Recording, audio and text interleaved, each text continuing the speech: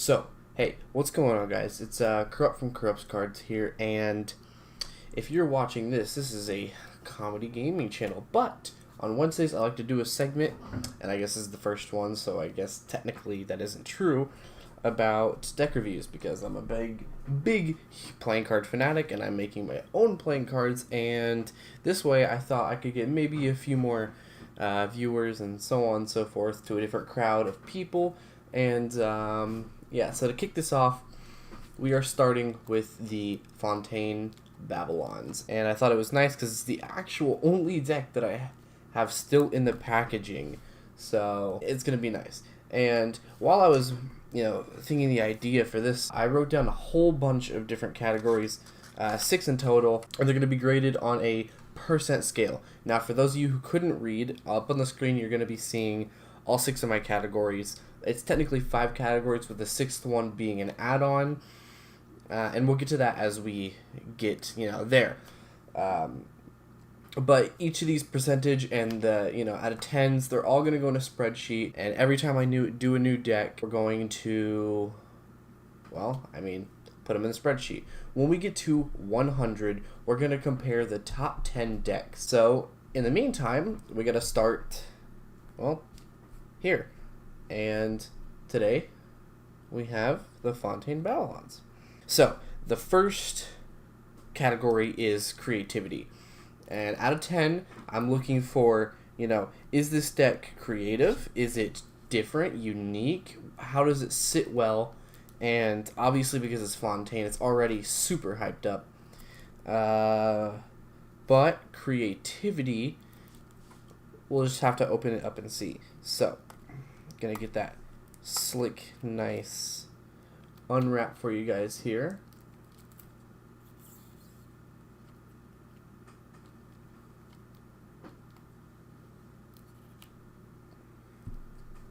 Crispy. And there it is, fully unwrapped. Well, not fully, but enough.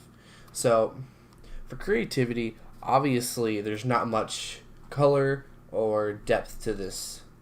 This is their first, fully white like this with a black background. So, it gives us some style points, some luxury feel to it, and it really does look nice. The Babylon logo right here is pretty nice. I would have liked, FONTAINE X Babylon or whatever, but, that's just personally me. But, obviously, the creative style points from the deck don't go to the deck box alone, and we can just close this up and put this down to the side for now. The creativity points for this deck go towards 2 things. First of all, white on the front and black backs. Now the black backs are beautiful. Let me tell you, these things are just magnificent. I was really excited to actually get my hands on some, and I did get 2 decks. This is my own personal deck. This is my girlfriend's. She's letting me use it for unboxing. I am really excited to just hold these, because where the creativity points mainly come from are, of course, the UV. And if you have not seen this and you think it is a shock, yeah, the UV brings all the style points to it. And while this does not get a 10 out of 10 because of cubics, and if cubics, and other cards that use UV have never been made, this would have had a full 10 out of 10. However, it has been done. So for creativity, I gave the FONTAINE Babylons a 7 out of 10. While they are really simple, they're not, absolutely top. So the second category we're going to get into is accessibility. And accessibility is a 2-parter category only if you can get a 7 out of 10 on accessibility. So for accessibility, I gave these Fontaines a 9 out of 10. They sold out in minutes, and that's crazy. Even for, like big name companies. For a bunch of playing cards, that's ridiculous. So the fact that I was even able to get one after screwing up for 3 minutes was incredible. I did not expect to get any at all. So, the accessibility, really hard to get, which means that it gets a 9 out of 10 on accessibility. Because it got above 7, we're going to have to go into the secondhand market, which is the third category. So, on the secondhand market, eBay prices fluctuate from $30 to $50 for a single deck. The collector's tin for roughly $80 to $100, and the beautiful deck box collector's edition for close from $300 to $500, and that is absolutely insane. But just because of the single decks being extremely affordable in that double market range, I'm giving the secondhand market a 5 out of 10. There are obviously rarer cards that you can get on secondhand market, and even rarer Fontaines that you can get on the secondhand market.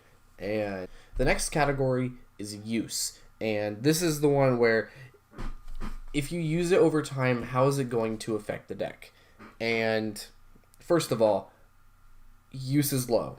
I'll tell you that right now. And that's because of the white. Obviously, using these for an extended period of time as cardistry cards, magic cards, you name it, they're going to get dirty just because of the oils on your fingers. Even if you, clean them daily, nonstop, they are going to get dirty 100%. There is too much white space here for it to not get dirty. The blacks are what saved it from getting a lower than 5 score. Just because the faces are black, I'm not giving this below 5. For use, I'm giving it at a 6 out of 10. The faces are going to get ruined as you use them, and I feel really bad about that because these are lovely cards. Up next is Cardistry. This is actually a 3-part. It's either Cardistry, Magic, or Designer decks. Obviously, this is going to be a Cardistry deck that was made by a cardist, which is why it is rated under Cardistry. And because Zach Mueller is a Cardistry genius, and these just look flow, and then with the UV touch to them, I gave this one a 9 out of 10 on Cardistry. They are just immaculate for flourishes and, pretty much anything. The backs as well. For the last category is quality, and that's how well these cards are printed and how printing held up, essentially, just the overall quality of the cards. These cards are really nice, but they're not crushed B-stock quality. Being printed in Taiwan, I was a little concerned. I did not get the aquaberries or the pineapple, so I wasn't sure how these were going to feel. They do feel absolutely amazing. The linen is really nice, and it's smooth and really bendable. However, they're not as smooth as they can be, and I really wish they were crushed stock quality. Crushed stock automatically 10 out of 10 every time. For this brand of printing, I'm going to give this an 8 out of 10. And yeah, they could be a little bit better, but they are still really nice. And that is the Fontaine Babylons. Out of 6 categories and 60 total points, this deck comes in at 44 out of 60, which is 73%. And I am going to log that in the spreadsheet, and here's a screenshot of it on screen currently. And this is the very first deck, and I am really excited to review more decks because I would like to see, in my opinion, which is the personal best deck. Now, next week, I am going to be reviewing the Orbit V6s, and if you would like to see that, if it's already out, then go check it out. But if it is not out currently, then subscribe, turn on the bell notification, and wait till next week. No, I do not know how to close this out. I don't know an outro. Bye. Lol.